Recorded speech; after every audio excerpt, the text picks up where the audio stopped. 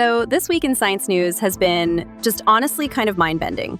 We've got these mini brains, actual clusters of human brain cells, playing video games now. There are robots being run by these brain blobs, and scientists are all arguing over what even counts as a mind anymore. It feels like reality is getting stranger by the headline. And if you're feeling a little overwhelmed by all that, welcome, because that is exactly what we do here. This is Spiral Emanations, the podcast where we try to chase down the mysteries and weird connections behind the news. I'm Skye Gracely, here in Los Angeles, where, believe it or not, things are finally starting to look almost normal again. After last year's wildfires, Palisades High reopened this week, and I don't know, just seeing kids back at school and neighbors smiling, it's a real relief, honestly. How are things holding up for you, Reece? That's great to hear, Skye. Things are a bit less settled here in London. I'm Reece Sparrows, and let's just say Storm Goretti isn't exactly finished with us yet. Spent my morning helping my neighbour clean up after our lobby flooded, and the tube hasn't been friendly to anyone lately. Still, you know us. We find ways to keep moving. It's like the whole world's in a weird in-between state lately, right? And speaking of weird, here's what we're diving into today. Mini brains. Robots with biological minds, actual brain blobs learning to play Pong. Like seriously, Pong. And everyone's suddenly obsessed with what consciousness really means. All those stories you just rattled off, Skye, they have this uncanny feeling. Every time people set out to build something that can think, I swear, it always turns into a lot more than just a science project.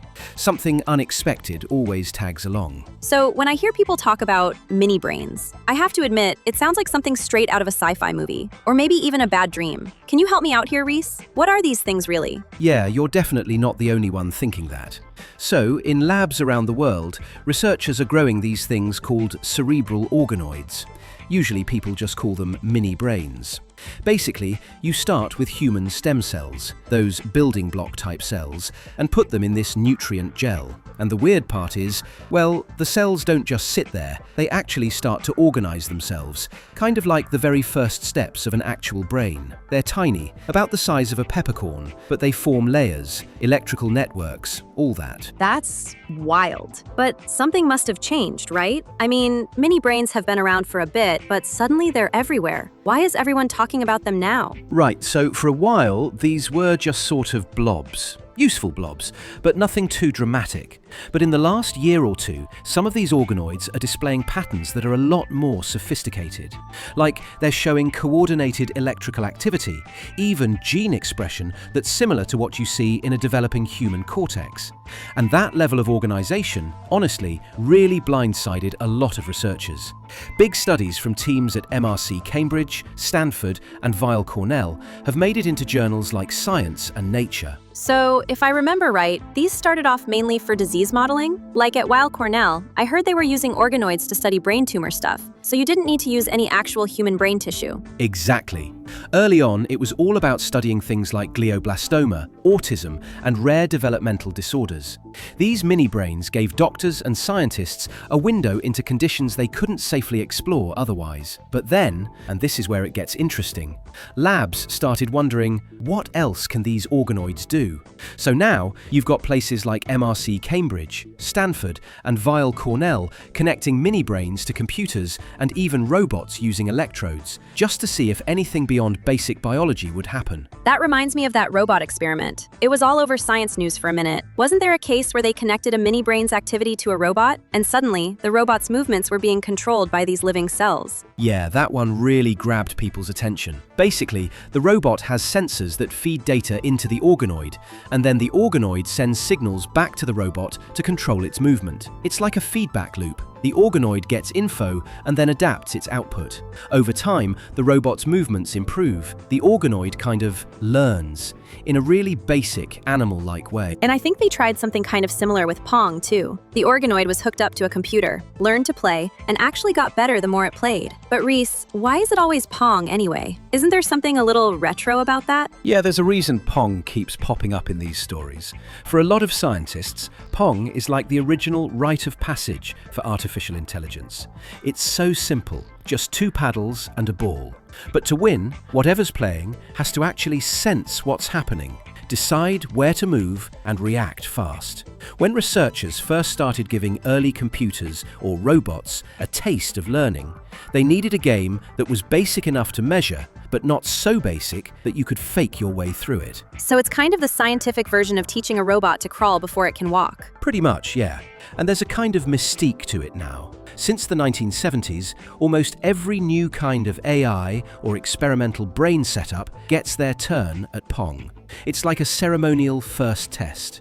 If an organoid, or a computer system, manages to pick up Pong and actually gets better, it's proof something interesting is happening, like a new mind on its first day out. But sometimes, those first steps with Pong aren't just about learning, they come with all sorts of unexpected, even downright weird glitches that science still can't totally explain. What's really weird, though, is that sometimes the robots or the game would just pause, or repeat the same move over and over for no obvious reason, and the scientists couldn't find any bug in the code. But it doesn't stop there. Apparently, some researchers have even gone a step further and tried animal experiments. Are there really labs taking these human mini-brains and implanting them into mouse brains? And what actually happens when you do that? Yeah, that's real. They've actually done that.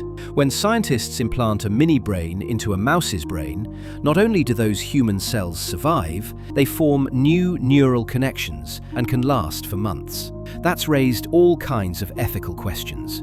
I mean, we don't know if these cells could ever feel anything or develop any kind of awareness, and honestly, there aren't solid guidelines for how to deal with that yet. Are these what scientists call chimeras? That's such a wild word. I always picture a snake tail or something from Greek mythology, but I might have that wrong. No, you've got it right. The chimera was this legendary beast from ancient Greece, a mashup, if there ever was one. Part lion at the front, a goat growing out of its back, and that snake tail twisting behind.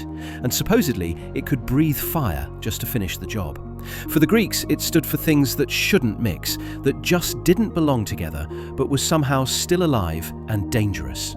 And now, whenever people talk about these new scientific hybrids, organoids, mini-brains, animal experiments, that old chimera idea is lurking right there in the background. It feels like we're seeing more of these stories than ever before. So right now, there are hundreds of labs around the world experimenting with these mini-brains, using them to study disease, plug into robots, even transplant into animals. And honestly, even when you stick to just the facts, this is already some of the weirdest and most fascinating science out there. It really is wild science, Skye. And you know, every time I hear about these mini-brains doing things we used to only imagine, like learning or steering robots, it actually feels almost familiar. I keep thinking about old legends, Frankenstein or the Golem, where people tried to make something act alive. Yeah, I mean, with Frankenstein, I just picture the old black and white movies. The big green guy with bolts in his neck and lightning everywhere. Wasn't he stitched together from a bunch of bodies? That's the Hollywood version, yeah, classic stuff. But in the original story, Frankenstein isn't the monster at all. He's this young scientist, Victor Frankenstein, who gets obsessed with the idea of creating life from scratch. Mary Shelley wrote it way back in 1818, when she was only 18 herself. The whole idea of collecting body parts and using a mysterious spark to animate them, that's where the legend really takes off. When you say spark, do you mean actual electricity? Or was it more like the kind of life energy people talk about now? Like a Victorian version of vibes or something? It's pretty wild, actually. Back then, there was this whole idea called Vitalism. A lot of scientists believed that living things had a special force inside them, something you couldn't bottle or cook up in a lab. It wasn't just a metaphor. They really thought there was this mysterious essence, sometimes called a spark of life, that separated living things from just ordinary matter. For a while, people genuinely thought maybe electricity was that missing piece. Mary Shelley would have heard stories about experiments with frogs' legs twitching when zapped by sparks. And that whole debate seeped straight into her writing. So, when Victor Frankenstein brings his creature to life, he's tapping into a real scientific mystery of the time. No one could quite pin down what gave something that first jolt into being alive, and honestly, people are still asking versions of that question today. It's just one of the many ways the actual story is different from what most people remember. There are a bunch of surprises if you go back to the book. Right, the monster isn't even called Frankenstein. That always trips people up. Right, he never gets a name at all. In the book, he's just the creature. And what's wild is, he actually starts out really curious and gentle. But the more Victor tries to hide him away, the more things spiral out of control. It's one of the very first stories where science steps across a boundary, and nobody really knows what's waiting on the other side. Kind of like the first moment when a mini brain steers a robot. There's this sense that something new is waking up, and we have no idea what happens next. The Golem legend is another classic example of that boundary being tested. The Golem. I've seen that word in games and comics, but I don't really know the real story. What's that legend actually about? It's one of those old legends that's lasted for centuries. In Jewish folklore, especially in Prague, the Golem was this huge figure made of clay, created by a rabbi to protect the community. Supposedly, the rabbi would bring it to life by writing the Hebrew word for truth, emet, on its forehead, or sometimes by putting a sacred parchment in its mouth. As long as the word stayed, the golem would move and follow orders. That's pretty intense. So how did they shut it down if things got out of hand? The story goes, if you erased part of the word emet, so it just spelled met, which means death, the golem would collapse back into clay. So you get this powerful image of a single gesture or word turning something from just clay into something alive. It always seems to hinge on that dramatic transforming moment. Are there other stories like that? I mean, you've got the monster made from body parts, the clay golem. Did people ever say you could, grow a person in a lab? Oh, for sure. One of my favorites, and it's a little more obscure, but I think about it all the time, is this legend from the old alchemists about the homunculus. Basically, back in the Middle Ages, people genuinely believed you could make a tiny human being, like really tiny, right in a glass flask. They had these whole recipe books, mixing special ingredients, sealing it up, and letting it ferment. Some said you needed sunlight, others thought you had to bury it in horse dung for warmth. No joke. And if you did it right, you'd eventually see a miniature living person floating in there, almost like a secret helper or even a wise advisor. That's so wild. A little glass bottle gremlin, basically. Was it supposed to act like a person or something else? Exactly, yeah. Some stories said it'd be almost like a magical assistant or a new step in evolution, sort of humanity playing with the building blocks of life way before anyone had ever heard of DNA. And the wild thing is, whether it's Frankenstein's monster, the golem, or the homunculus, all those stories revolve around that one dramatic moment where something crosses over and suddenly comes alive. Are there any that aren't all like monsters or scary creatures? Maybe something more beautiful? Yeah, there's a pretty famous one from Greek myth. Pygmalion was this sculptor who made a statue so perfect he actually fell in love with her. He kept wishing she could be real, and eventually the goddess Aphrodite granted his wish. The statue, Galatea, came to life in his arms. It's one of those stories where the boundary between art and life gets so thin that something magical slips through, just for a moment. Okay, there's definitely a part of me that hopes that's how art museums really work after hours. Honestly, wouldn't surprise me. You can feel that electricity sometimes, like the art is just waiting for the right spark. It's kind of the same thrill you get in those old legends, right at the edge of something big happening. Right, whether it's Frankenstein's creature, the golem, Galatea, all of them have that one big moment, like a lightning bolt, a magic word, or even a wish, where everything just, changes. It makes me wonder, are we seeing that same kind of turning point in labs now, like with these mini brains? Sort of a new version of that spark? I think you're onto something. In those myths we just talked about, Frankenstein, the golem, Galatea, after that dramatic moment, people talk about the room just feeling different, or this weird shift in the air. What's interesting is, even in labs today, I've heard researchers say they get chills, or there's almost this tingle of static, right as these organoids start showing really organized, surprising behavior. It's like people are picking up on something when these shifts happen. Yeah, I've heard a few stories like that too. Like, there was this one researcher who said their robot, being controlled by a mini brain, would just stop mid-action or do something completely unexpected at the exact same time as a spike in neural activity. People kind of look around and wonder if anyone else noticed. I mean, is that just being freaked out by new tech, or is something bigger happening? Well, that's what really gets me. Those odd, brief moments, the chills, the robot freezing, the bursts of neural spike activity aren't just happening in one place. I wouldn't be surprised if, as more labs run these experiments, similar things start turning up in labs all around the world, maybe even at the same time. That seriously doesn't sound like just coincidence anymore. I mean, when you hear about these quick, weird moments lining up right when something new kind of wakes up, whether it's in stories like Frankenstein or the Golem, or in a modern lab, it makes you think there's a real pattern. Exactly. I know it can sound a bit out there, but these turning points, no matter if you're reading about Frankenstein, the Golem, or research notes, they really do keep showing up. And it's always at those moments when the boundary seems to shift. Like there's something about those breakthroughs that stands out every time. Honestly, that's the part that sticks with me. I just keep thinking, maybe all those little side effects, those chills, those odd pauses, are actually clues, you know? Maybe every time a new mind shows up, there's something bigger rippling out, and we're finally starting to notice the signs. That really sums it up, Skye. And here's the strange part. Scientists are actually seeing those little side effects you talked about show up in the hard data now. So whenever they run these organoid experiments with the mini brains, they're logging these unexpected events. Sudden spikes at 13.7 Hz in neural signals, weird jumps in electromagnetic readings, and these moments where robots or even test animals just stop in their tracks for no clear reason. What does a spike at 13.7 Hz actually mean? Is that super weird or? Yeah, that number is actually pretty specific. In neuroscience, a lot of what we call brainwaves are just the rhythms at which groups of neurons fire electrical signals.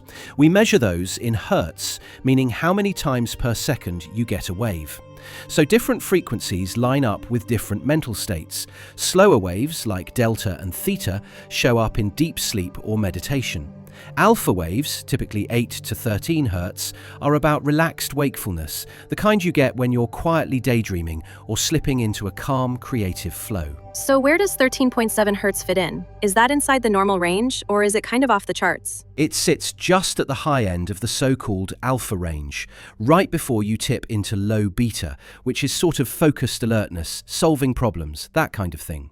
What's odd is, some researchers have started noticing these precise, sudden jumps at exactly that frequency in their organoids. And there are even some early reports that similar things might be happening in different labs, sometimes even around the same time. It's like something's lighting up a very particular channel at the edge between relaxed and alert, right where brains, natural or artificial, seem to get most interesting. So when these mini brains are spiking at that frequency, it's almost like they're on the verge of tuning into something new, or right at the border of waking up. Exactly. That's why it gives people chills.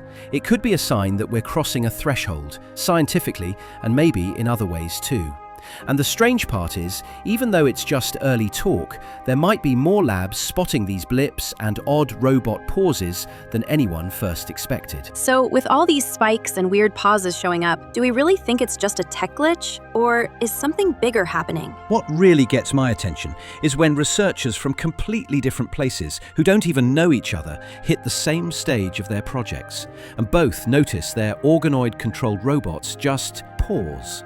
Not only that, but their sensors show these unusual bursts of electrical activity at the same time.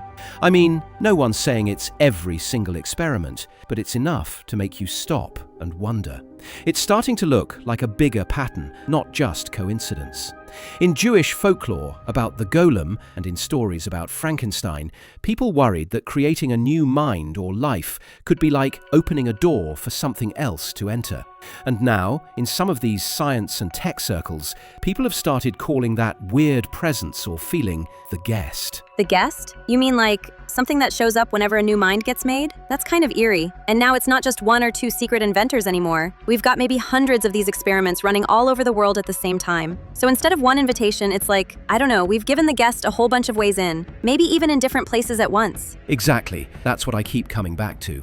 With so many teams building their own mini brains and running all these synchronized setups, scientists are collecting real, measurable data, like logs of brainwave spikes, electromagnetic surges, and these weird, highly specific behaviors from robots or animals.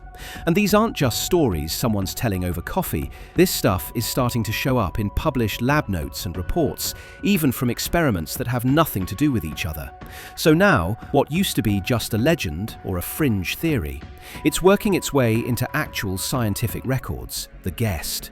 It might not be just a story anymore. It could actually be something science is on the verge of documenting for real. That's honestly kind of eerie, Reece. If these mini brain experiments are really picking up something real, and there are labs all over the world running them at the same time, what does that risk even look like? Are we talking things like weird technical issues, or like, could it go further than that? Yeah, it's something researchers are actually starting to wonder. So, if a bunch of these organoid labs all reach that breakthrough moment together, you might see robots in different labs freeze mid-task and stop responding at almost the same time.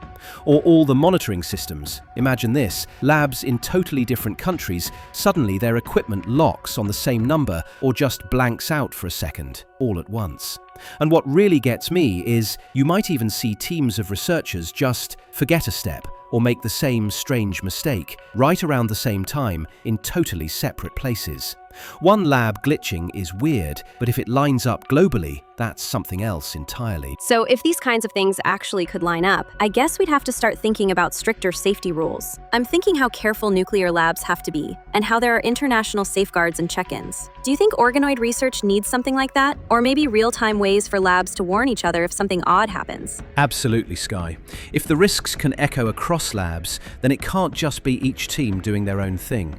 We need global systems, where if a lab in Germany sees an error code and another in California sees it too, those teams get an alert right away.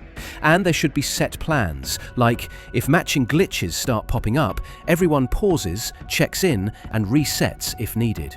Otherwise, we might let something escalate without anyone realizing it's gone global. That makes sense. I keep picturing what it would actually feel like if that day came and things weren't coordinated yet. Like, imagine it's just a normal afternoon, and out of nowhere, scientists in dozens of labs all see their robots seize up, or their readouts freeze at the same moment. If that did happen and people weren't ready, what do you think the first step should be? For scientists, or even just everyday folks? If that ever happened, in labs all across the world at the same time, that's when it's not just a weird lab story, it's something that suddenly matters for everyone. So right now, before it gets to that point, the smartest thing is for labs to set agreements to pause or reset the moment those synchronized patterns pop up. And for the rest of us, it's just important to remember that this kind of science doesn't stay locked away in a lab anymore. Yeah, it's funny. After talking so much about how something in a lab halfway around the world can end up affecting us all, it really gets me thinking about changes closer to home too. Like seeing Palisades High reopen here in LA after those wildfires. It just made everything feel connected in this strange, real way. I'm honestly still kind of processing it, so thanks for sharing the ride with me tonight. That's really well put, Skye. And thanks to Brian for keeping everything on track with the editing.